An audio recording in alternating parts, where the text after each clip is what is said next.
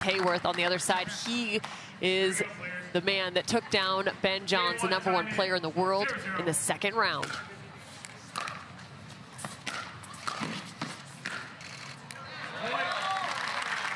And expect to see quite a few two-handed backhands from Chris Hayworth. It is his best shot, and he used it to perfection earlier in this tournament against Ben Johns. And 2 returns to the forehand of JW early for Chris Hayworth. Always important to note where the return goes in singles, as those first couple shots so important. Chris Hayworth has a good amount of size to him. You mentioned that you watched the matchup between he and Ben Johns. Johns continued to drop the ball his direction, but the Hayworth length was causing some problems. JW with that first volley. Yes, very true. Ben Johns was having trouble making those drops bounce in front of Chris Hayworth. He was taking them out of the air very nicely. JW Johnson on fire early, and JW Johnson also prefers that slice drop on the backhand side. So will he go to that, or will he rip with 2 hands like we just saw that previous point? So far, he's going to continue to rip. This was an area you said JW needed to look to. Instead of maybe dropping the ball towards Chris Hayworth, see if you can find some passing shots. So far, it's been successful for JW Johnson.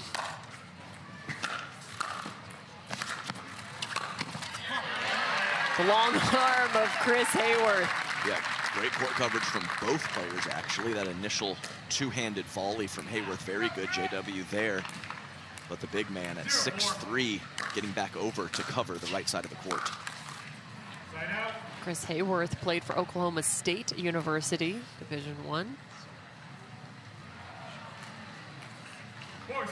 High school, he was at Putnam City North High School.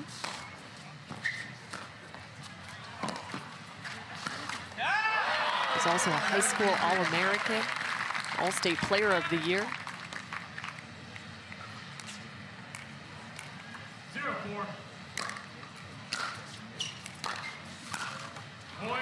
It's going to be tough for Chris Hayworth mentally. You often see, say, for instance, the NCAA tournament. You see that 15 seed beat the 2 seed, and then they kind of fall apart next round. You have to maintain that level throughout the tournament. Don't just be happy that you took out the #1 seed. Realize you have a great shot to win this thing. Chris Hayworth went on to take down Colin Schick after the win versus Ben Johns. That's a really solid opponent. One of the best movers and volleyers in the transition zone in Schick. 4-2.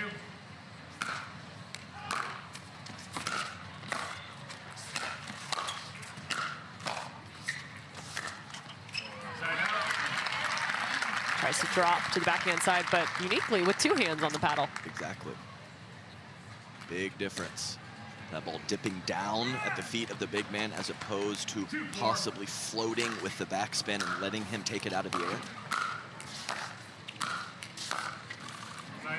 JW Johnson, just one of 2 athletes with a shot to still find a triple crown. Annalie Waters the first. 4-2. JW were able to complete the feat. Would be his first ever triple crown. There's a nice 2-hander up the line, not cross court from Hayworth. And JW, pretty smooth sailing so far in the tournament. 2 games against Quang Duong in the round of 16, and then 2 games against Alshon in the quarterfinals. Good reach as he keeps that through a narrow margin to the sideline. JW with the lead still, 4-2. 4-2.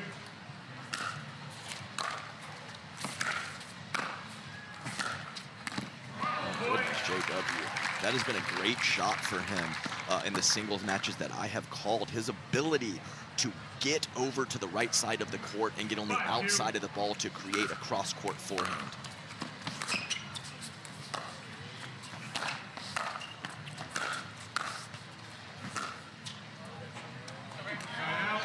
And you can see how tough, even if he gets that ball to bounce, Hayworth doing a nice job getting that ball back to the last foot of the court. Side out. And a reasonable drop on the first ball, but JW just really clean on the first volley, pulling Hayworth out wide to his right-hand side, and he can't come up with it. JW playing crisp early. Again, just so long as Chris Hayworth. He covers the entire court in about 2 steps. Must be nice. Must be nice. It takes us about 16. Missed return. Hayworth now within 2. Yeah. Very heavy serve from Chris Hayworth.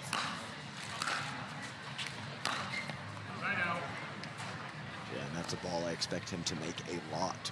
Back-to-back. Incredible serves from him, and set himself up nicely on that previous backhand.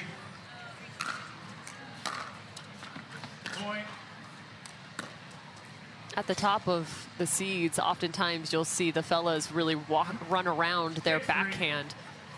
Feels like few and far between that it's their best shot. Yes, I agree, Cam. Probably only a handful of guys. Much more two-handed weapons on the women's side, I would say.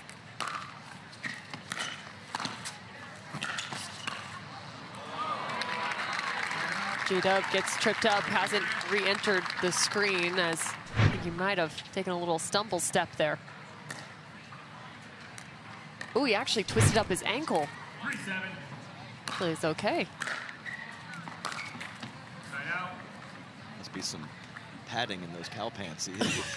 He hit the tush pretty hard after that slight roll, but great to see him walking cleanly and properly. Ankle sprains are the worst. I thought calf strains were. My gosh, that was 18 months ago, and it's still too soon, Cam. I'm sorry, buddy. 3-7. Calls out. Point. Ball out of bounds. Chris Hayworth says on the return. Not a terrible amount of rhythm early. 4-7. A lot of quick hitting points to start.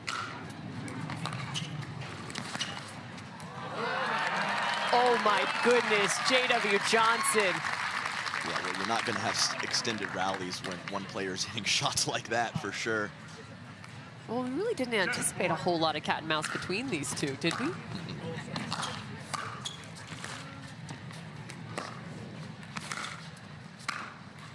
That's the shot for Chris Hayworth. Held a couple of those singles matches earlier in his career, and he was very cross-court heavy. Nice to see him making the adjustments and putting that two-hander to all the spots. 4-7.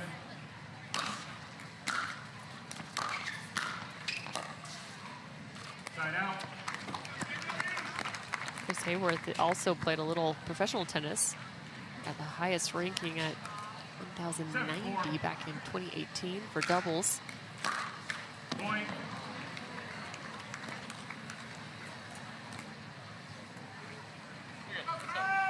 It's hard to find patterns. 8-4.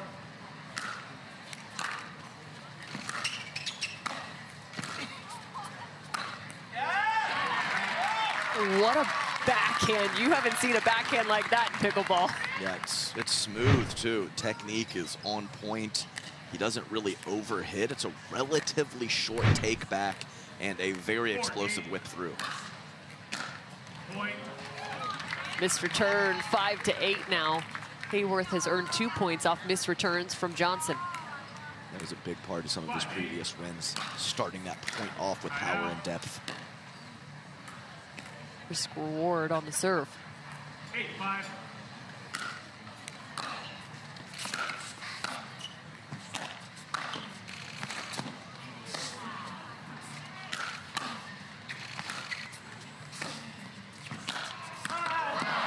How about J.W. Johnson from the baseline? He was just put to work. Yeah, the cross-court forehand is the difference right now for JW, as the control of the kitchen line was fine from Chris Hayworth, but JW able to get out of trouble and hit a winner. Side out. That's out of bounds. You talk to J.W. Johnson, he'll tell you that he really doesn't train singles all that much. Only plays about 1 to 2 days of singles throughout the week. A flatter shot to the line for Hayworth. Yeah, nice play, stepping forward aggressively, attacking that ball, taking JW's time away. He wants that back, was going right at the body of J.W. Johnson. Yeah, anytime it's sitting up at a very high percentage, I like to see these athletes take the ball out of the air.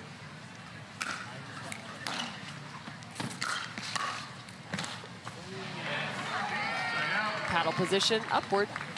Yeah, and a nice read. I talked about the J.W. Johnson cross-court forehand, so Hayworth shading a little bit more to his forehand side when he gets to the kitchen.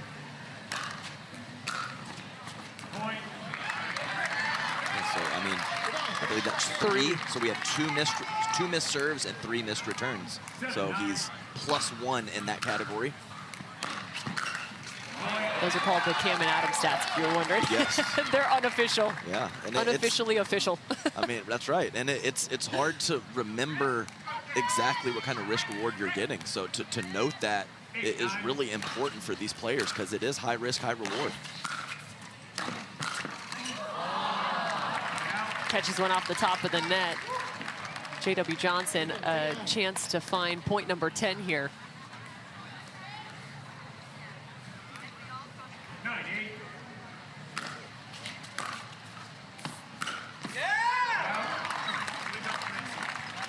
And a unique ball on the backhand side, a two-hand slice almost.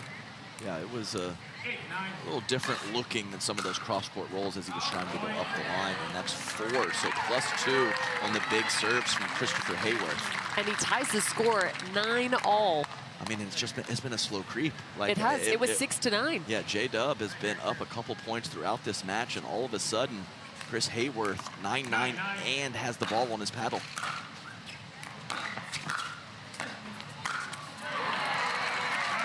Protecting the forehand side, J.W. Johnson. We play to 11, a must win by 2.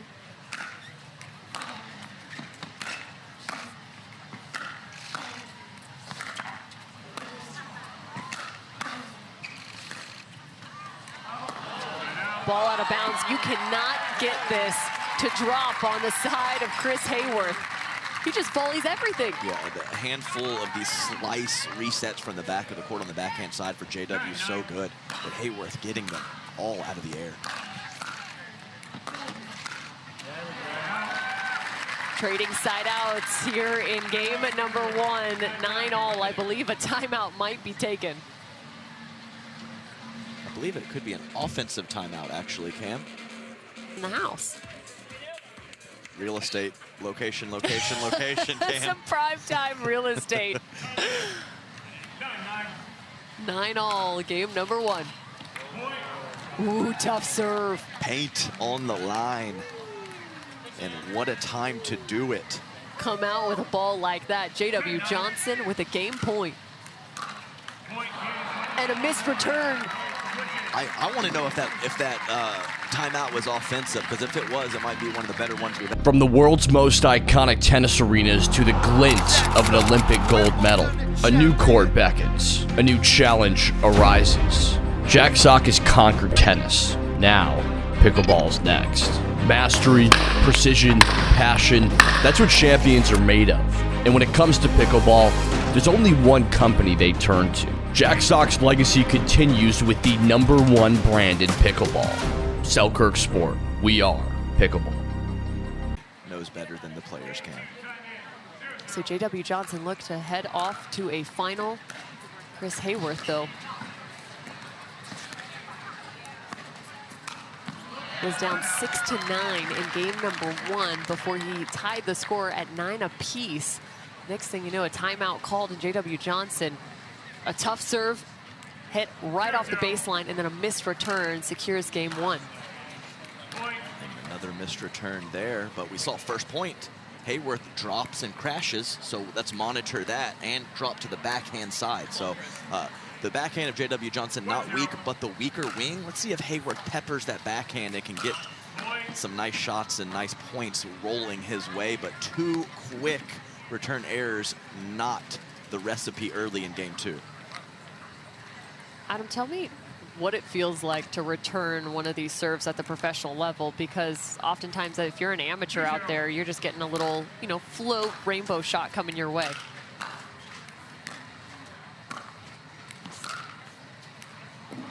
Yeah, one of the biggest differences now when I get on court with the players actually is some of the serves. A lot different than when I was competing 2 or 3 years ago. So you have to really use your lower body, get back in the court, and I try to move into it as much as possible. A nice overhead into the corner for J-Dub. Yeah, so if I'm flat-footed or stationary, I have trouble getting in after that ball. So I think that is important with the spin and depth these players are getting.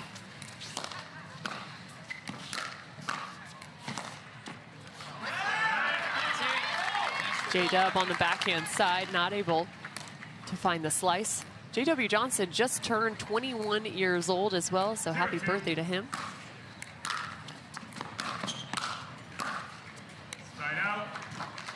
One of the young guns on the Carvana PPA Tour. I wonder if he had a drink on his 21st birthday. I have no idea. Maybe an I don't know. I appletini? saw an Instagram post. Looked like he might have had an appletini in his hand. What was your first drink at 21? It was probably cheap beer or something like that. JW, not much of a partier, so appletini for drink number 1, 21 makes a lot of sense. Maybe a Keystone Light or something real nasty came.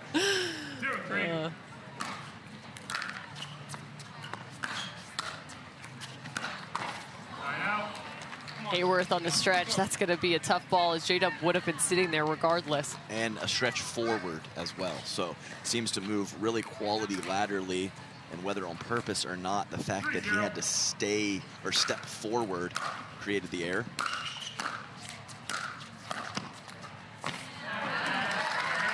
Just out of reach for J-Dub. That backhand of JW and see what happens. I think that's the play for Chris Hayworth. I've mentioned multiple times, J.W. Johnson looking to find a triple crown. He has a double crown. One came at the Orange County Cup in 2022. Played mixed with Annalie Waters, as well as winning singles gold. The other was at the Newport Beach doubles shootout this past year with Georgia Johnson and Dylan Frazier.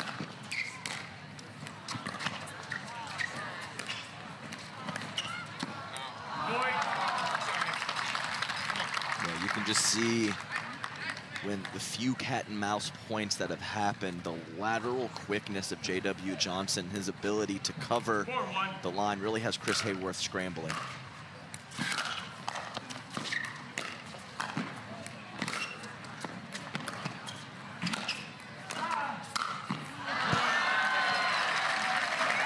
So I'm curious, you talked about the USA Pickleball National Championships. J.W. Johnson versus Chris Hayworth in semifinals. Undercuts and goes out of bounds, and I teed you up right before we went to break, but could the evolution of pickleball swing back to the side of baseline to baseline, looking a little bit more like tennis and away from cat and mouse after this point? Great point there, and a nice forehand from J.W. Johnson. Yeah, this sport is such in its infancy. No one really knows exactly what the prototypical player is going to look like in 5 years and play like. When I first started playing singles, there was really only one guy doing cat and mouse. Shout out to Frank Anthony Davis. It kind of moved over to some soft stuff and maybe back to the power game, as we're seeing right here.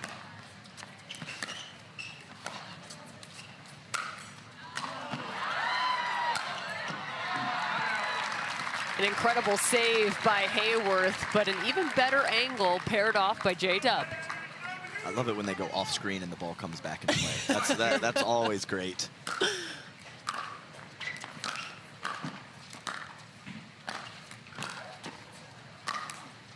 Man, that is just a loose two-handed backhand. You can see the rhythm through that stroke. Yep. Pepper the backhand, finish to the forehand. I've said it a couple times now. Can Hayworth put that pattern together enough to get back in this match? And, you know, I'm old school, Cam, so we'll give a shout out to the last man to win singles, not Tyson or Ben Johns, Mr. Marcin Rizpetsky. It's back in 2016. Another good view from our drone. Wishing him well. Legend of the game, great results. Had some knee issues creep in. I hope Marcin is having a good old time back in California and happy having his name mentioned as a very, very high-end singles player at the start of this pro pickleball craze.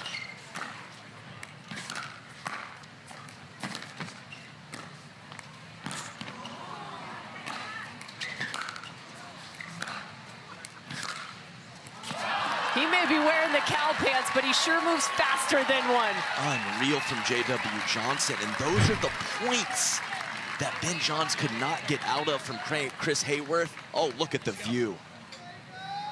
You want to talk about moving around the court? What a view to watch pickleball from.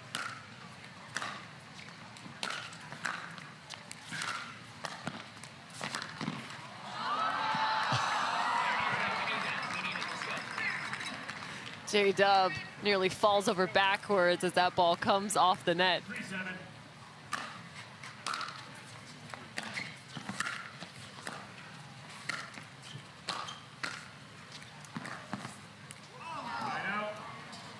He needed that. And not easy to make the ball bounce in front of J.W. Johnson when you're dropping and he's at the kitchen line either. He takes the ball out of the air nicely as well. A couple inches less reach, but same result for J-Dub.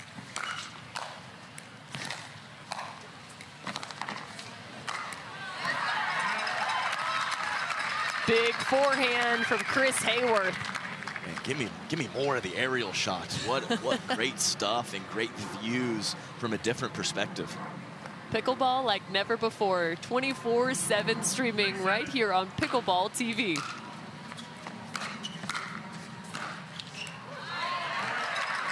How did that turn into a volley? Oh, exactly.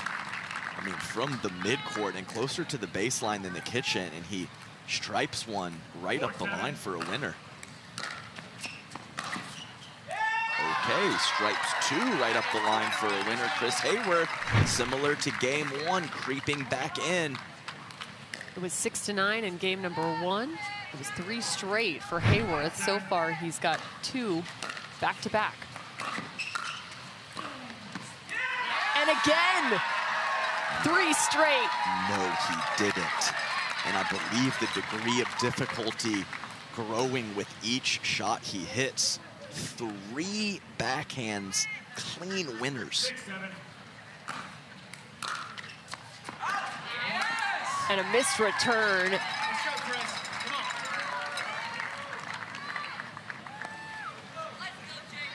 Come on. Things change so quickly in singles. 7-7. Right out.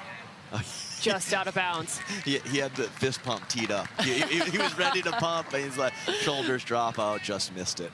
Yeah, you don't have a partner serving. You don't have the long dink rallies. Man, the score changes so quickly in these singles matches. Very exciting.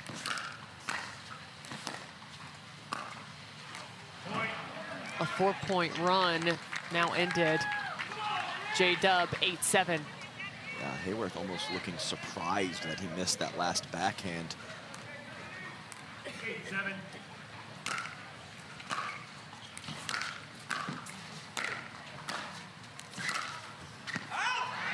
Yeah, that's the shot that he did not have the last time I saw him play.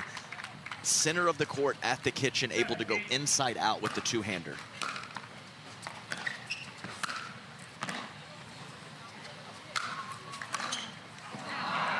J-Dub, one of the best from an overhead standpoint. Yeah, great technique.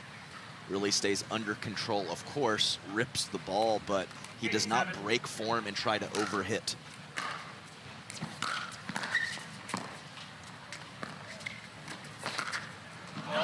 ATP. J.W. Johnson, just when you think he's behind in the point, he's ahead. My goodness, the greats really make it look easy, don't they?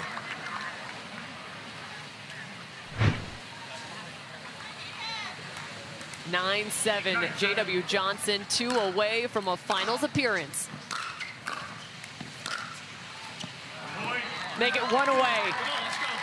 Ball on the line.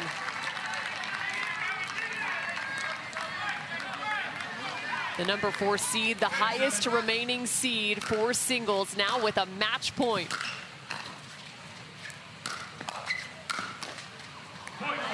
To the body he goes, and off to the finals as well.